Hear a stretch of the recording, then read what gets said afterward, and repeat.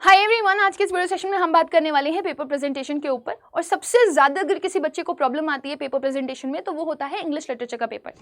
English literature का paper लेंदी होता है। लेंदी होने की वजह से लास्ट मोमेंट पे बच्चा अपनी हैंडराइटिंग को स्ट्रेच करता है और हैंडराइटिंग ख़राब होने की वजह से बच्चों को मार्क्स कम मिलते हैं। तो कोशिश करिए कि आपका पेपर 2 घंटे 45 मिनट में ख़त्म हो जाए। आपके पास 15 मिनट बचे हुए हों पेपर को अच्छे से सेट करने में, राइट। आप जो भी उसमें क्रिएटिविटी कर सकते हो आप वो करो। दूसरी इंपॉर्टेंट चीज़, हैंडराइटिंग का खास ख्याल रखो। अगर आपकी हैंडराइटिंग अच्छी नहीं है तो कोशिश करिए कि अभी से ही आप तैयारी में लग जाएं कि आप उसको अच्छा करें। आप जो भी पढ़ रहे हैं वो लिख लिख करके पढ़ें। और अगर फिर भी आपकी हैंडराइटिंग अच्छी नहीं हो पा रही है तो कोशिश करिए कि अपनी प्रेजेंटेशन अच्छी रखिए, आप नीट एंड क्लीन रखिए उसको। कट्स कम करिए, जितना अवॉइड हो सकते हैं उतने अवॉइड करने की कोशिश करिए कट को। कट अवॉइड करने से एक और चीज़ बहुत इंपॉर्टेंट है कि जब आप अपने पेपर में लिख रहे होंगे तो आप साइड मार्जिन लाइन जरूर ड्रॉ कर लीजिएगा, उससे कॉपी नीट लगती है। हर एक सेक्शन को स्पेसिफिकली मेंशन करना, हाईलाइट करना बहुत ज़्यादा ज़रूरी है, क्योंकि बच्चे को नहीं पता होता कि उसे जो पेपर दिया जा रहा है उसमें उसको कौन सा सेक्शन बहुत अच्छे से आता होगा। कई बार ऐसा होता है बच्चे रीडिंग सेक्शन अटेम्प्ट करने से घबराते हैं। बच्चे पूछते भी हैं कि मैम मुझे सबसे पहले कौन सा सेक्शन अटेम्प्ट करना चाहिए।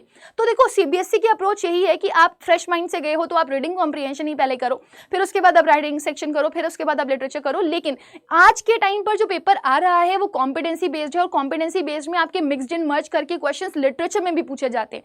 तो लास्ट मोमेंट तक आते आते ना आपका दिमाग चलना बंद हो जाता है और जो आपको आता है वो भी आप अच्छे से नहीं कर पाते हो। सो मेरे हिसाब से करंट सिचुएशन को देखते हुए आपके लिए सबसे अच्छी चीज़ यही है कि आप लिटरेचर सेक्शन पहले अटेम्प्ट करो, क्योंकि वो आपको आता है। आप उसमें अपनी क्रिएटिविटी दिखा सकते हो, अपनी इमेजिनेशंस दिखा सकते हो। और अगर आप स्टार्टिंग में अच्छे से अपनी कॉपी के आंसर्स लिखते हो, देखो कोई भी एग्जामिनर है वो पढ़ना तो शुरू करेगा ना स्टार्टिंग में, तो जब वो स्टार्टिंग में देखता है बच्चे ने अच्छे से लिखा हुआ है, अच्छा कॉन्टेंट लिखा हुआ है, क्रिएटिविटी अच्छी है, तो उसको लगता है ये पढ़ने वाला बच्चा अच्छा बच्चा, तो वो उसको मार्क्स भी अच्छे देता है। किसी बच्चे ने स्टार्टिंग ही बहुत खराब करी हुई है तो सोचो ना एग्जामिनर के ओपिनियन में आपका किस तरह का माइंडसेट बन रहा होगा, राइट। तो एग्जामिनर का जो ओपिनियन होता है वो आपकी कॉपी को लेकर के अच्छा नहीं बनता, वो फिर वो लास्ट में marks cut cut cut cut करते रहता है। तो कोशिश करिएगा कि आप स्टार्टिंग बहुत अच्छी करें और स्टार्टिंग में जो आपको सबसे पहले सबसे अच्छे से आता है वो सेक्शन आप करिएगा, जरूर करिएगा। और जब आप अपने आंसर्स को लिख रहे हो तो कोशिश करिएगा कुछ अच्छी विकैबुलरीज को यूज करो आप।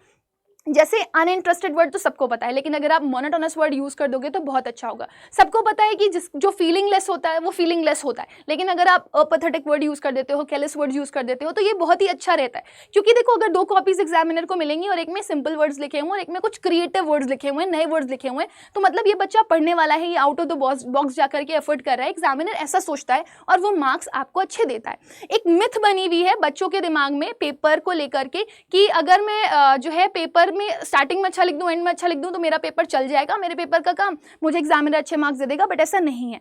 अलग अलग बच्चे कई बार, मतलब मैं क्लासेस लेती हूँ तो बच्चे क्लास में आकर के पूछते भी हैं कि क्या मैम ऐसा है कि एग्जामिनर पूरी कॉपी नहीं पढ़ता है? तो ऐसा नहीं है बेटा, बोर्ड्स की कॉपीज चेक होती हैं, ठीक है ना, मल्टीपल टाइम्स, क्योंकि मार्क्स में कई बार है ना बच्चों को इश्यूज आए हैं और कई सारे बच्चे स्क्रूटनी के लिए गए हैं। तो सीबीएसई बहुत श्योर रहता है कि बच्चों को जेन्युइन मार्किंग मिले, तो इस वजह से पेपर 3 बार चेक होता है। अब अलग अलग जो फैकल्टीज होते हैं उनका माइंडसेट अलग अलग होता है, तो वो किस माइंडसेट से पेपर चेक कर रहे हैं आपको नहीं पता। हो सकता है कि वो बीच के आंसर्स पहले पढ़ना शुरू कर दे, राइट। तो आप अपने हर एक आंसर को बहुत ही प्रोफेशनल वे में, बहुत ही परफेक्टली लिखने की कोशिश करिएगा। एटलीस्ट जब तक आप अपने पेपर पे अच्छा फोकस कर सकते हो, अच्छे से लिख सकते हो, उसको जरूर से जरूर हाईलाइट करना। हाँ, ये होता है पेपर लेंदी होने की वजह से एग्जामिनर सारे आंसर्स कॉपीज बहुत अच्छे से नहीं पढ़ पाता है, तो कुछ बच्चों को आपने देखा होगा वो क्या करते हैं, वो हाईलाइट कर देते हैं, है ना। जैसे उन्होंने कुछ भी लिखा तो वो हाईलाइट कर देते हैं उस पॉइंटर को। जैसे सपोज अगर उन्होंने कोई स्पेसिफिक वर्ड लिखा जो एग्जामिनर को वो चाहता है कि वो पढ़े, तो वो उसको ना अंडरलाइन कर देता है। तो अगर ये सब आप काम करते हो तो इससे एक अच्छा इंपैक्ट पड़ता है और आपको अच्छे मार्क्स मिल सकते हैं। फिर उसके बाद सेक्शन आपने अच्छे से मेंशन करने हैं, मैं पहले ही आप लोगों को बोल चुकी हूँ। आपको अपने एग्जाम्स में जो भी पॉइंटर्स मेंशन करने हैं स्पेसिफिक, वो जरूर से जरूर मेंशन करना, plus question number specifically mention करना बहुत ज्यादा जरूरी है। कई बार मैंने बच्चों को देखा है, बच्चे गड़बड़ क्या करते हैं, सपोज अगर एमसीक्यू के क्वेश्चंस उनके एग्जाम्स में आ रहे हैं तो वो ऐसे लिख देते हैं फर्स्ट का आंसर ए। अब ये ना बड़ा एनोइंग हो जाता है, किसके लिए, एग्जामिनर के लिए, क्योंकि जब वो आपका पेपर चेक कर रहा होगा वो ये देखेगा फर्स्ट का है तो वो 10 बार क्वेश्चन पेपर जाकर के चेक करेगा। इट्स बेटर अगर आप फर्स्ट का ए ना लिख करके सीधे सीधे कोई वर्ड लिखोगे, suppose the answer is Mariam, तो आपने यहाँ पर मरियम वर्ड लिखा हुआ है, ना कि ऑप्शन ए, है ना, तो वो एनोइंग और इरिटेटिंग ना हो किसी एग्जामिनर के लिए और आपको मार्क्स एक बार में ही फॉरन मिल जाए तो अच्छा रहता है ना, तो ज़्यादा बेटर रहता है। तो कोशिश करिएगा कि आप आंसर कंप्लीट ही लिखें, थोड़ा सा ही एक्स्ट्रा टाइम लगेगा आपको, बट आपका पेपर प्रेजेंटेशन अच्छा होगा। फिर सबसे इंपॉर्टेंट चीज़ है ना, बच्चे पैराग्राफ के फ्लो के साथ बहुत खिलवाड़ करते हैं। तो जनरली जब आप राइटिंग सेक्शन कर रहे होते हो, कुछ बच्चे पूछते हैं कि मैम क्या ज़रूरी है कि मैं अपना एक ही पेज में पूरा का पूरा आंसर राइटिंग करूं? तो देखो, कोशिश यही रहनी चाहिए आपकी कि आप राइटिंग सेक्शन अगर आप कर रहे हो तो आपका एक ही में पूरा कंप्लीट हो जाए, और अगर नहीं भी हो पा रहा है तो आप दूसरा भी यूज़ कर सकते हो, लेकिन वो नीट एंड क्लीन होना चाहिए, प्रॉपर फॉर्मेट को फॉलो कर रहा होना चाहिए। दूसरा, अगर आप पैराग्राफ लिख भी रहे हो और अगर आपका पैराग्राफ यहाँ पे एंड हो रहा है तो फिर आप नेक्स्ट लाइन से लिख सकते हो, बट सपोज अगर आपका पैराग्राफ यहाँ पे एंड हो रहा है तो कोशिश करो आप कि आप दूसरी लाइन में गैप ज़रूर दे दो। गैप इंपॉर्टेंट हो जाता है अगर बहुत next to each other paragraphs जा रहे होते हैं तो। सो आई होप इतना क्लियर होगा आप सभी लोगों को बेटा, और बाकी जितना कोशिश करिएगा कि टाइम से पहले आप अपना पेपर खत्म कर लीजिए, और अपने पेपर में लास्ट मोमेंट पे जो भी आपको लाइंस खींचनी है, मार्जिन्स ड्रॉ करने हैं, क्रिएटिविटी करनी है, वो लास्ट में ज़रूर से ज़रूर करिए।